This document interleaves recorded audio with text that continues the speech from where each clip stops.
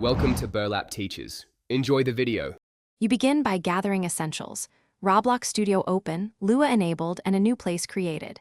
Immediately add a screen GUI and a top-level frame so you can see results while coding.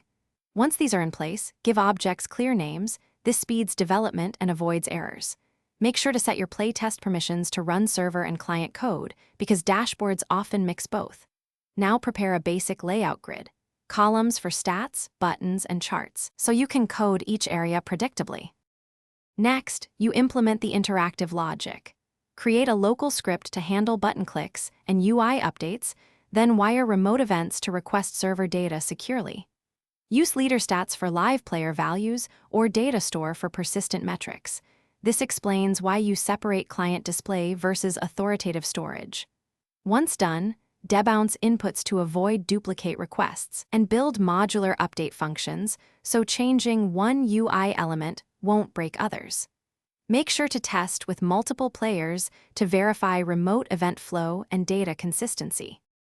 To finish, polish the dashboard visuals with anchors and UI list layout so it scales across resolutions.